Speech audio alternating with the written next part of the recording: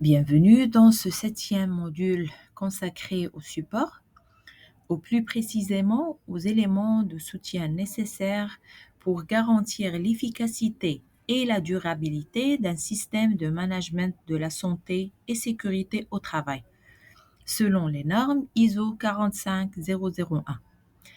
Un bon système ne repose pas uniquement sur la planification et les bonnes intentions. Il a besoin de ressources concrètes, de personnes compétentes, d'une bonne circulation de l'information et d'une maîtrise des documents. Ce sont les piliers invisibles mais indispensables qui assurent la performance et la pérennité de système SST. Alors, dans la logique ISO, la planification pose les bases du système, mais sans les bons moyens, même les meilleures idées restent au stade théorique. Alors, le chapitre 7 aborde donc les leviers clés de soutien. Alors, d'abord, les ressources humaines et matérielles nécessaires à l'action, la compétence des personnes qui vont faire vivre le système, une communication structurée pour garantir que les bonnes informations parviennent aux bonnes personnes. Et bien sûr, une gestion efficace de l'information documentaire pour assurer la traçabilité, la cohérence et la mise à jour continue des données SST. En résumé, ce chapitre répond à la question: avons-nous ce qu'il faut pour réussir? Alors, commençons par les ressources. ISO 45001 demande que l'organisation fournisse tout ce qui est nécessaire pour mettre en œuvre, entretenir et améliorer son système de management SST. Cela comprend les ressources humaines en nombre suffisant et avec des profils adaptés, des infrastructures et équipements adéquats, notamment pour la sécurité, des ressources financières, c'est-à-dire un budget alloué aux actions SST, et du temps. Oui, parce que former, consulter, évaluer les risques, tout cela demande du temps. Alors, prenons un exemple. Voilà, c'est un exemple simple. Un poste de travail à risque doit être équipé correctement. Protection collective, EPI, signalisation, etc. Et il faut dégager du temps pour former les opérateurs, organiser des exercices d'évacuation ou même faire des audits internes. Alors, une bonne planification sans ressources, c'est comme une voiture sans carburant. Alors, deuxième axe essentiel du support, les compétences. On ne peut pas espérer de bons résultats si les personnes impliquées ne savent pas quoi faire, comment le faire, ni pourquoi c'est important. Alors, l'organisation doit donc identifier les compétences nécessaires pour chaque poste ou responsabilité, aussi évaluer les compétences existantes dans l'entreprise et, si besoin, organiser des formations ciblées. Mais ce n'est pas tout. Voilà, la norme insiste aussi sur la sensibilisation. Cela signifie que chaque personne, quel que soit son niveau hiérarchique, doit comprendre les enjeux de la SST. Voilà.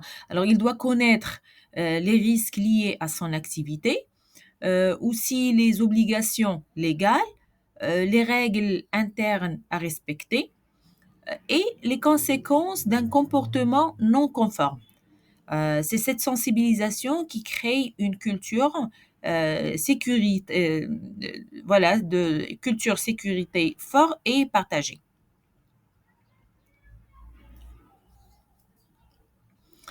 Alors, troisième levier, c'est la communication. La sécurité, ce n'est pas que de la technique.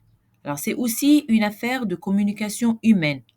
La norme demande que l'organisation définisse d'abord quelles informations doivent être communiquées, à qui ils doivent l'être et quand. Ça veut dire la fréquence, par quel canal, que ce soit par des réunions, des affichages, des mails, peut-être des plateformes, voilà, et surtout par qui.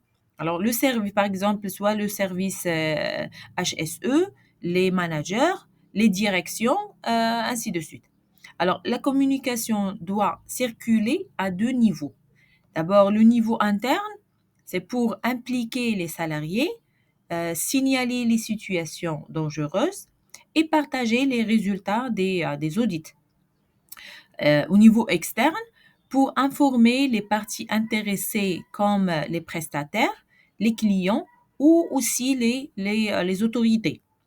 Alors, une communication bien structurée évite les malentendus, renforce l'engagement des travailleurs et facilite la réaction rapide en cas de problème. Un autre élément souvent sous-estimé, c'est la maîtrise documentaire.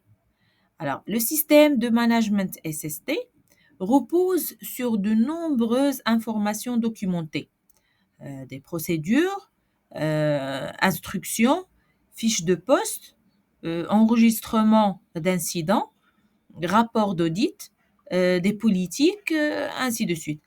Alors, mais attention, ces documents doivent être accessibles, aussi doivent être à jour et compréhensibles. Alors, il faut éviter les doublons, les versions obsolètes et les documents non validés.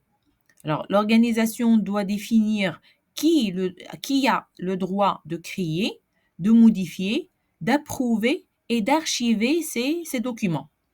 En cas d'audit ou d'inspection, une bonne gestion documentaire est la preuve que le système fonctionne et que l'entreprise trace ses actions et maîtrise ses obligations.